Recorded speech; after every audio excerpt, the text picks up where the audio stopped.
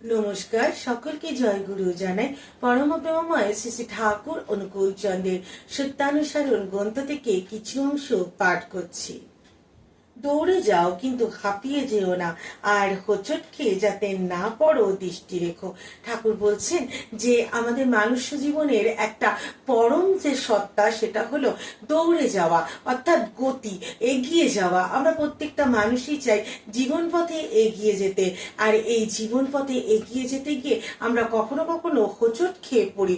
অর্থাৎ আমরা জানি না আমাদের কতটা এগোতে হবে বা কতটা এগোনো আমাদের দরকার।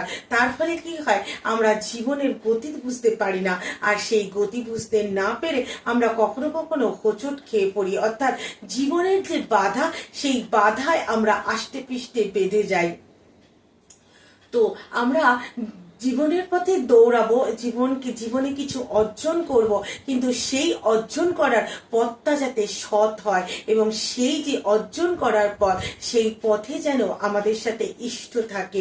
অর্থাৎ আমাদের জীবনটা যেন ইষ্টময় হয়। কারণ যখন আমরা ইষ্টকে মাথায় নিয়ে দৌড়াবো, তাহলে কিন্তু আমরা কখনো কুপথে যেতে পারবো না, বা কু জায়গায় আমরা দৌড়াবো না, আমরা সঠিক পথে দৌড়াবো। তাই তখন কিন্তু আমরা আর হোঁচট খেয়ে পড়বো না। তাই আমাদের প্রত্যেকটা মানুষ জীবনে সজাগ দৃষ্টি রাখা প্রয়োজন, যে আমরা যে দৌড়ে যাচ্ছি জীবন পথে, আমরা যে কিছু অর্জন করতে চাইছি, সেই অর্জনটা সত্যিকারের সৎ অর্জন তো, সত্যিকারের সৎ পথ তো। তাই সেইটা দেখা আমাদের প্রত্যেকটা মানুষের একান্তই কর্তব্য বা একান্তই উচিত। তবে কিন্তু আমরা জীবন পথে এগিয়ে যেতে পারবো। মানুষ জীবনের যে পরম সত্তা গতি, যতদিন আমাদের গতি থেমে যায়, সেদিনই তো আমরা মৃত্যুবরণ করি।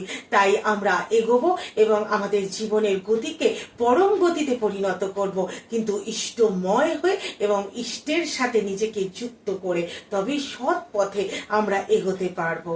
নমস্কার, জয় গুরু।